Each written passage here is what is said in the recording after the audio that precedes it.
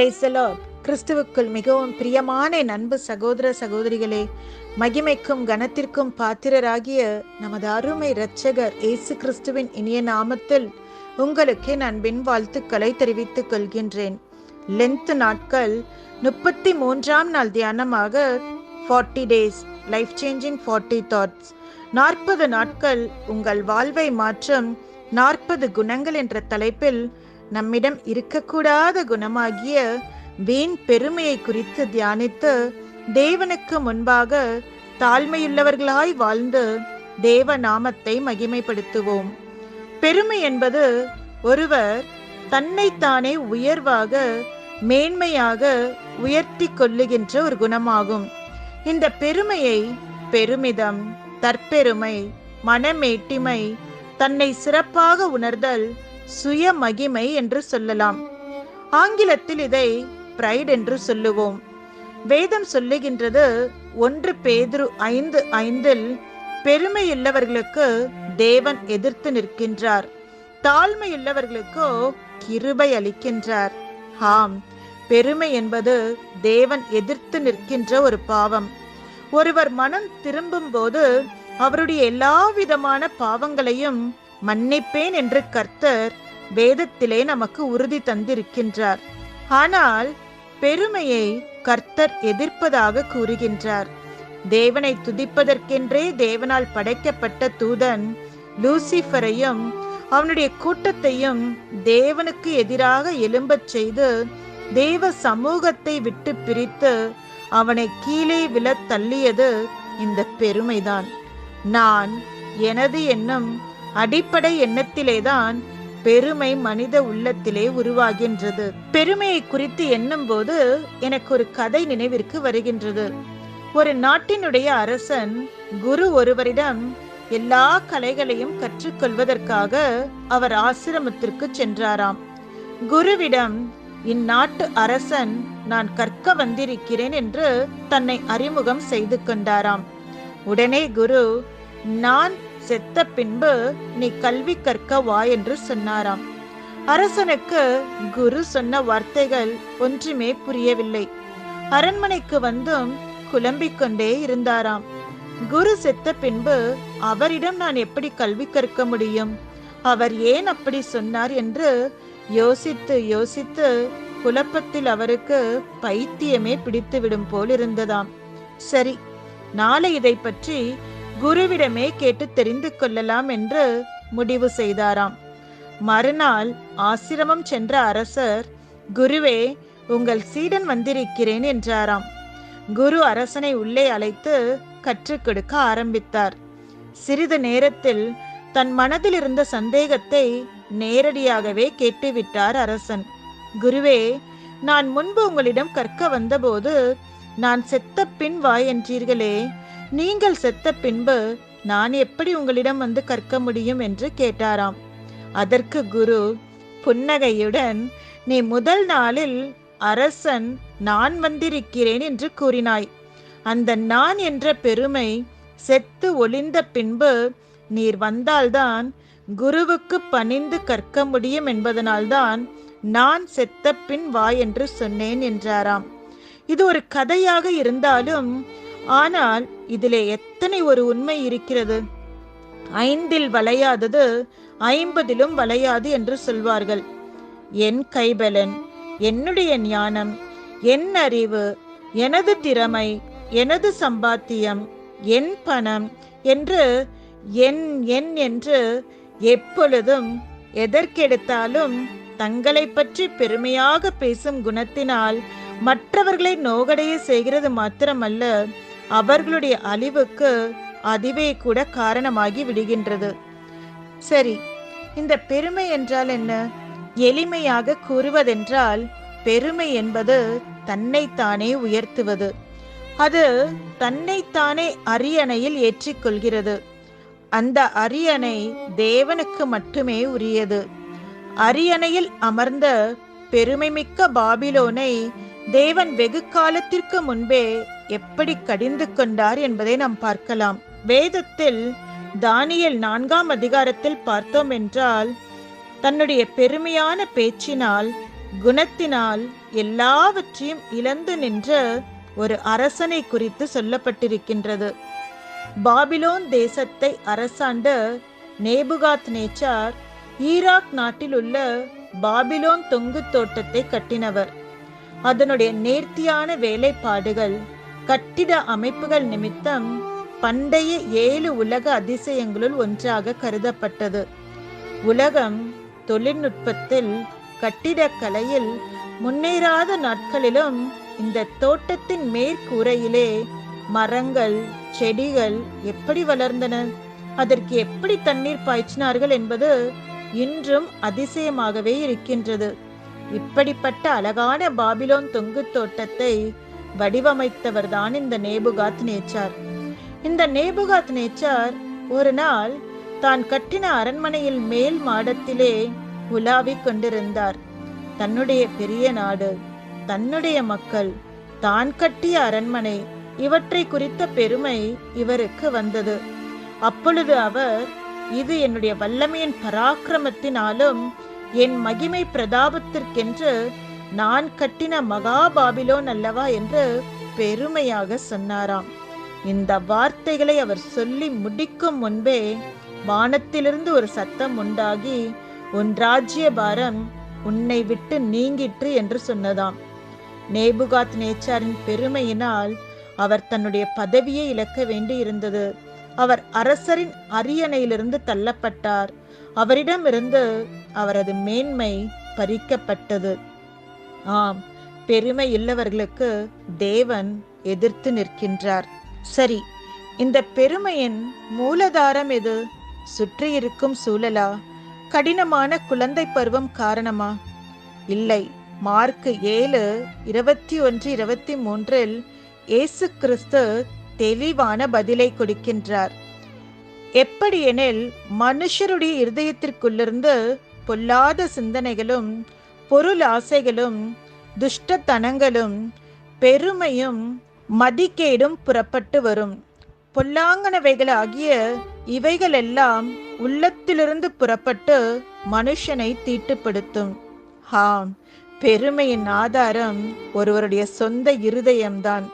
இது வெளிப்புறமான ஒன்று அல்ல, அது எப்பொழுதும் நம்மில் ஒரு பகுதியாக இருக்கின்றது. தேவன் இந்த பெருமையை எப்படி பார்க்கின்றார்? சிலர் அதை அழைப்பது போல பெருமை ஒரு நற்குணம் இல்லை. மற்றவர்கள் சொல்வது போல இது ஒரு பலவீனமும் இல்லை. மாறாக அது ஒரு பாவம். ஏனென்றால் தேவன் அதை அப்படித்தான் அழைக்கின்றார். நீதிமொழிகள் 21:4 மேட்டிமையான பார்வையும் அகந்தையான மனமும் உள்ள துன்மார்க்கர் போடும் வெளிச்சம் பாவமே. எனவே நாம் புரிந்து கொள்ள வேண்டியது இதுதான். பெருமை என்பது பாவம். அது ஒரு பாவம் என்பதால் பரிசுத்தமான தேவன் அதை வெறுக்கின்றார். நீதிமொழிகள் 16:5 இவ்வாறு கூறுகிறது, மனமேட்டிமையுள்ளவன் எவனும் கர்த்தருக்கு அருவருப்பானவன். உண்மையில் தேவன் வெறுக்கும் எல்லா பாவங்களிலும் இந்த பாவமானது பட்டியலில் முதலிடத்தில் இருப்பதாக வேதம் குறிப்பிடுகின்றது. நீதிமொழிகள் 6:16-19 பார்த்தோம் என்றால் 6 காரியங்களை கர்த்தர் வெறுக்கின்றார். 7 அவருக்கு அருவருப்பானவைகள். அவை யாவன: மேட்டிமையான கண், பொய் நாவு, குற்றமற்றவர்களுடைய இரத்தம் சிந்தும் கை, துர் ஆலோசனையை பிணைக்கும் இருதயம், தீங்கு செய்வதற்கு விரைந்தோடும் கால், அபத்தம் பேசும் பொய் சாட்சி, சகோதரருக்குள்ளே விரோதத்தை உண்டு பண்ணுதல் ஆகிய இவைகளே. ஆம், பெருமை தேவன் வெறுக்கின்ற ஒரு காரியம். அது கர்த்தருடைய பார்வையிலே அருவருப்பானதாக இருக்கின்றது என்று வேதம் நமக்கு தெளிவாய் சொல்கின்றது. ஏதோம் என்ற பெருமை மிக்க தேசத்திற்கு தேவன் என்ன சொன்னார் தெரியுமா? கண்மலை வெடிப்புகளாகிய உன் உயர்ந்த ஸ்தானத்திலே குடியிருந்து என்னை தரையிலே விழத்தள்ளுகிறவன் யார் என்று உன் இருதயத்தில் சொல்லுகிறவனே, உன் இருதயத்தின் அகந்தை உன்னை மோசம் போக்குகிறது. நீ கழுகை போல உயரப் போனாலும், நீ நட்சத்திரங்களுக்குள்ளே உன் கூட்டை கட்டினாலும், அவ்விடத்திலிருந்தும் உன்னை விழ தள்ளுவேன் என்று கர்த்தர் சொல்லுகிறார். எனக்கு அன்பானவர்களே, உள்ளத்தில் பெருமையுடையவர்களுடைய முடிவு வீழ்ச்சி. அது மிகவும் வேதனையான ஒன்று. ஜாதி பெருமை, பணப்பெருமை, படிப்பில் பெருமை, அழகில் பெருமை, தாளந்துகளில் பெருமை என்று ஏதாவது பெருமை நம்மிடத்தில் ஒருவேளை காணப்படும் என்றால் இந்த நாளிலே அவைகள் நம்மை விட்டு நீங்குவதற்கு தேவனுடைய உதவியை நாடுவோம். சரியோ தவறோ, நான் சொல்வதை அடுத்தவர் கேட்கத்தான் வேண்டும் என்ற மனப்பாங்கு பெருமையின் ஆதிக்கத்தால் மனித உள்ளத்தில் பிறக்கின்றது. பெருமை ஒருபோதும் வாழ்க்கையில் நம்மை உயரவிடாது. மற்றவர்கள் நம்மை அதிகமாக மதிக்க வேண்டும், போகும் இடமெங்கும் நமக்கே முதலிடம் கொடுக்கப்பட வேண்டும் என்ற எண்ணங்கள் ஒருவேளை நமக்குள் இருக்குமானால் நம்மை மாற்றிக்கொள்வோம். இல்லாவிட்டால் நாம் எதிர்பார்க்கின்ற மதிப்பு கிடைக்காத பட்சத்தில் கோபம், ஆத்திரம் என்று நமது வாழ்வே சிதைந்து போகும். சிலர் எப்போதும் மற்றவர்களை அலட்சியம் பண்ணியே பேசுவார்கள். இதுவும் கூட உள்ளத்தில் மறைந்திருக்கும் பெருமையினுடைய வெளிப்பாடுதான். கிறிஸ்தவ எழுத்தாளரும் பிரசங்கியாருமான எஸ்டி கார்டன் இவ்வாறு கூறினார்: ஒவ்வொரு மனிதனின் வாழ்க்கையிலும் ஒரு அரியணை இருக்கிறது. நான் அரியணையில் இருக்கும்போது கிறிஸ்து சிலுவையில் இருக்கிறார். ஆனால் கிறிஸ்து அரியணையில் இருக்கும்போது நான் சிலுவையில் இருக்கிறேன். உங்கள் வாழ்க்கையில் அரியணையை ஆக்கிரமிப்பது எது? நீங்களா? உங்களுடைய குடும்பமா? உங்களுடைய அந்தஸ்தா? உங்களுடைய வீடா? உங்களுடைய உடைமைகளா? உங்களுடைய அழகா? உங்களுடைய திறமைகளா? உங்களுடைய உன்னதமான இலக்கை நீங்கள் அடைந்தால் அது எதை குறிக்கும்? அது தேவனுக்கா அல்லது உங்கள் சுயத்திற்கு மகிமையை கொண்டு வருமா? நாம் அனைவரும் தேவனை தவிர எதையாகிலும் அல்லது யாரையாகிலும் அரியணையில் அமர்த்தி இருந்தால் நாம் மன்னிப்பு கேட்க வேண்டும். நாம் உண்மையிலேயே மனம் திரும்புவதற்கும் அவரை கர்த்தராக மறுபடியும் அரியணையில் அமர்த்துவதற்கும் அவர் நிச்சயம் நமக்கு பலம் தருவார். சரி, கடைசியாக இந்த பெருமைக்கான தீர்வுதான் என்ன? அதையும் நம்முடைய வேதமே நமக்கு சொல்கின்றது. பெருமைக்கு ஒரே ஒரு மருந்துதான் உண்டு. அது தேவன் விரும்புகின்ற தாழ்மை. ஏசாயா 66:2 தேவன் இந்த வார்த்தைகளை கூறுகின்றார்: ஆனாலும் சிறுமைப்பட்டு ஆவியில் நொறுங்குண்டு என் வசனத்துக்கு நடுங்குகிறவனையே நோக்கி பார்ப்பேன். எனக்கு அன்பானவர்களே, பெருமையான எண்ணங்கள் நம்மை கீழே விழ வைக்கும் ஒரு மறைவான கண்ணி என்றும் இந்த பெருமையை கூறலாம். டி.எல். மூடி என்ற தேவ ஊழியர் ஒரு முறை இங்கிலாந்து தேசத்தில் உள்ள ஒரு மாநகரில் மிகப்பெரிய ஒரு கன்வென்ஷன் கூட்டத்தில் பேசிவிட்டு மேடையை விட்டு கீழே இறங்கினாராம். படிக்கட்டை தாண்டியதும் ஒரு நபர் விரைந்து வந்து மூடியினுடைய கையை குலுக்கி, இன்று மிக பிரமாதமாக பேசினீர்கள் என்று பாராட்டினாராம். உடனே மூடி, இன்று என்னை பாராட்டும் இரண்டாவது நபர் நீங்கள் என்று சொன்னாராம். அந்த நபர் குழம்பி போய் தனக்கு முன் எவரையும் காணாததினால், எனக்கு முன்னால் உங்களை பாராட்டியது யார் என்று கேட்டாராம்.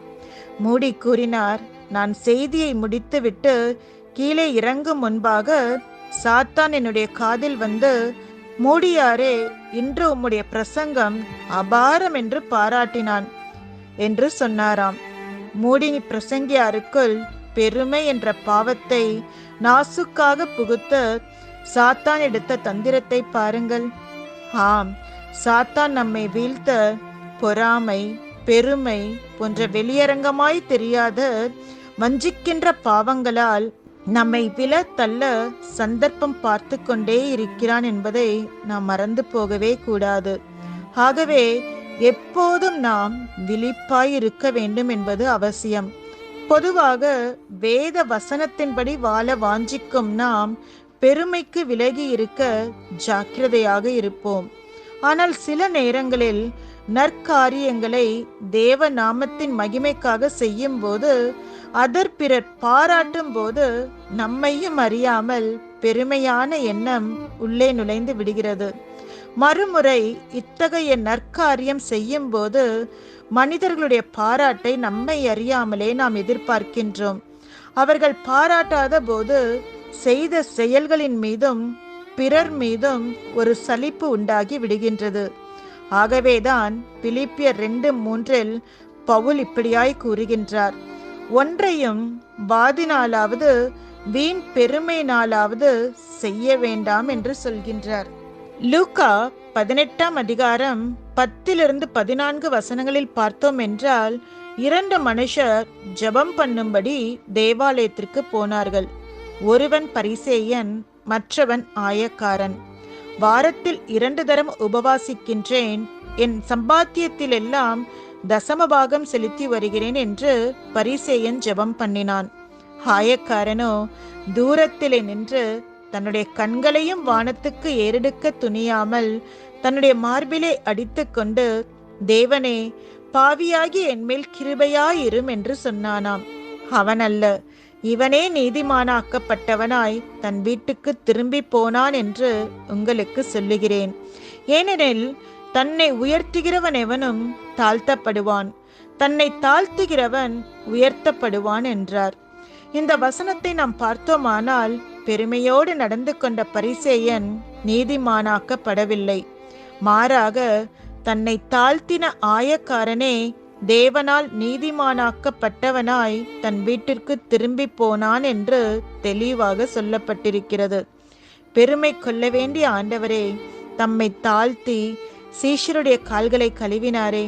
வேண்டாத பெருமைகளை நம்மை விட்டு அகற்றி உள்ளத்தில் பெருமையையும் வாயில் உன்னதருடைய துதியும் சொல்லி ஜீவிக்கின்ற ஜீவியம் செய்யாமல் கர்த்தரை தேடிடும் தாழ்மையுள்ள பாத்திரங்களாக, அவரை உண்மையாய் துதிக்கின்ற பாத்திரமாக மாத்திரம் ஜீவிப்போம். பெருமைக்குரிய பதவியிலிருந்தும் தன்னை தாழ்த்தி நின்ற 100க்கு அதிபதியை ஆண்டவர் மெச்சி அற்புதம் செய்தாரே. ஆண்டவர் இயேசு சிலுவையின் மரண பரியந்தம் தம்மை தாழ்த்தி இருக்காவிட்டால் இன்று நாம் எங்கே? முறுமுறுப்பில்லாமலும் தர்க்கிப்பில்லாமலும் பிறரை மதித்து நம்மிலும் மேன்மையானவர்களாக எண்ணி வாழ்வோம். நம்மை மனதார தாழ்த்துவோம். அதுவே தேவன் நம்மில் பிரியப்படுகின்ற காரியமாக இருக்கும். மேலும் நம் வாழ்வில் அது நிச்சயம் பெரும் மகிழ்ச்சியை கொண்டு வரும். பெருமையாக இருப்பவர்களை தலைகணம் மிக்கவர்கள், அகம்பாவம் உள்ளவர்கள் என்று சொல்வார்கள். அகம்பாவத்தினால் சாதிக்க முடியாததை அன்பினால் சாதிக்க முடியும். தலை கனத்தினால் சாதிக்க முடியாததை தாழ்மையினால் சாதிக்க முடியும். நாம் சாதனையாளர்களாக விளங்க, தேவனுடைய பார்வையிலே கனம் பெற்றவர்களாக இருக்க தாழ்மையாயிருப்போம். கடைசியாய் ஒன்றை சொல்லிக் கொள்கின்றேன். நீதிமொழிகள் 8:13 சொல்கிறது, பெருமையும் அகந்தையும் தீய வலியையும் புரட்டு நாவையும் நான் வெறுக்கின்றேன் என்று. அநேக நேரத்தில் நாம் யார் என்பதை நாம் மறந்து போகின்றோம். நாம் என்னதான் வெண்வஸ்திரம் போட்டிருந்தாலும், விலையுயர்ந்த நகைகளை அணிந்திருந்தாலும், உயர் படிப்பு படித்திருந்தாலும், உயர்ந்த வேலைகளை செய்கிறவர்களாக இருந்தாலும், தேவன் சாதாரண மண்ணிலிருந்துதான் நம்மை உருவாக்கினார். சாதாரண ஒரு மண்ணிற்கு என்ன மேன்மை இருக்க முடியும் என்று யோசித்து பாருங்கள். ஆகவே நம்மை குறித்து மேன்மை பாராட்ட ஒன்றுமே இல்லை. நம்மை குறித்து பெருமையாக பேசவும் ஒன்றுமே இல்லை. நாம் எப்பொழுதும் தேவனை மாத்திரமே மேன்மைப்படுத்துவோம். தேவனை மேன்மைப்படுத்தி நம்மை தாழ்த்தும் போது தேவன் நிச்சயம் நமக்கு அளவில்லாத கிருபைகளை கொடுத்து நம்மை ஆசீர்வதிப்பார். என கண்பானவர்களே, இன்றைக்கு தேவன் வெறுக்கின்ற பெருமையை குறித்து நாம் தியானித்தோம். நாம் இன்றைக்கு கேட்ட இந்த பதிவு உங்களுக்கு பிரயோஜனமாய் இருந்ததென்றால் மற்றவர்களுக்கு ஷேர் செய்யுங்கள், ஃபார்வர்ட் செய்யுங்கள், இந்த சேனலை சப்ஸ்கிரைப் செய்யுங்கள்.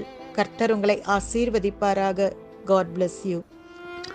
எனக்கு அன்பானவர்களே, இந்த வார்த்தையை உங்களுக்கு மிகுந்த ஒரு ஆறுதலாக, ஆசீர்வாதமாக, உங்கள் வாழ்க்கை சீர்தூக்கி பார்க்கிற தேவனுடைய நல்ல ஆலோசனையாக இருக்கும் என்று நான் நம்புகிறேன். பெருமை, ப்ரௌட்னஸ். ஒரு தேவ மனிதன் இப்படியாக ஒரு நாள் ஒரு உரையிலே இப்படியாக சொன்னான், பெருமைன்னா பெருமை எருமை போல பெருமை இருக்கணுமா? நான் சற்று யோசித்து பார்த்தேன். பெருமைக்கும் எருமைக்கும் என்னடா சம்பந்தம்னு யோசித்தேன். அப்போ அவரிடத்துல அந்த கேள்வியை கேட்ட போது அவர் சொன்னார், எருமை எழும்புகிறதுக்கே கஷ்டப்படும், இடத்தை விட்டு எடுத்து நகருகிறதுக்கே கஷ்டப்படும். ஒரு வாகனம் வந்தா கூட பொறுமையாக தான் அந்த இடத்தை விட்டு வழி கொடுக்கும். அவர் சொல்லிட்டு சொன்னாரு, பெருமையும் எருமை போல பொறுமையா வந்தா வாழ்க்கைக்கு நல்லது. உடனே வந்தா தலைகணம் வந்துடும், நாம் தான் சிறந்தவர்கள் என்று அந்த எண்ணம் வந்துட்டாலே நம்முடைய வாழ்க்கையில நாம் விழுந்து விட்டோம் என்று அர்த்தம் என்று அவர் கூறினார். அவர் வேடிக்கையாக இந்த காரியத்தை சொல்லியிருந்தாலும் அதில் ஒரு ஆழ்ந்த அர்த்தம் இருக்கிறது. என் அருமை கர்த்தருடைய பெருமை உள்ளவர்களை தேவன் விரும்புவதே இல்லை. ஆனால் தாழ்மை உள்ளவர்களுக்கு அவர் கிருபை அளிக்கிறார். தாழ்மை உள்ளவர்களை அவர் நேசிக்கிறவராயிருக்கிறார். ஆமான்பானவர்களே, தாழ்மையுள்ளவர்களை தான் ஆண்டவர் நேசிக்கிறார் என்று வேத வசனம் சொல்லுகிறது. அப்போ அந்த வீணான ஒன்றுத்துக்கும் உதவாத அந்த பெருமை குணம் நமக்கு வேண்டுமா? அது தேவையில்லையா? அதை விட்டு விடுவோமே. தேவன் நமக்கென்று வைத்திருக்கிற ஆசீர்வாதங்கள், தேவன் நமக்கென்று வைத்திருக்கிற உயர்வுக்கு அது தடையாக இருக்கிறது அல்லவா? இடரலா இருக்கிறது அல்லவா? தேவன் நம்மை ஆசீர்வதிக்க அது ஒரு தடுப்பு செவராக இருக்கிறது அல்லவா? ஆதலால் இந்த பெருமை நமக்கு வேண்டாம். தாழ்மை உள்ளவர்களாக, பொறுமை உள்ளவர்களாக நாம் இருக்க அர்ப்பணிப்போம். நம்ம ஆண்டவராகிய இயேசு கிறிஸ்து நமக்கு ஒரு நல்ல ஒரு முன்மாதிரியா இருக்கிறார். அவர் தேவனுடைய குமாரனாக இருந்த போதிலும் தன்னை தாழ்த்தினார். எதற்கு? நம்மை உயர்த்த.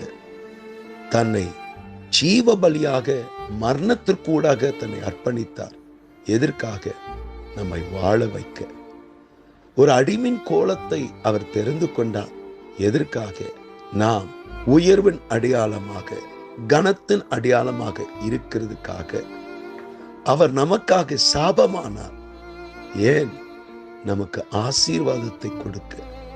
ஆமன்பானவர்களே, தேவாதி தேவன் தன்னை தாழ்த்திருப்பாரானால், தன்னை ஒரு தாழ்மை கோலத்தை அடைகிற ஒரு நபராக தன்னை விட்டு கொடுப்பாரானால், அதே தாழ்மை நமக்கும் இருந்தால் எவ்வளவு நல்லா இருக்கும். நம்ம ஆண்டவரை போல இருக்க நம்ம அர்ப்பணிப்போம். அதில் தான் உயர்வு இருக்கு, அதில் தான் நன்மை இருக்கு, அதில் தான் ஆசீர்வாதமாய் இருக்கு.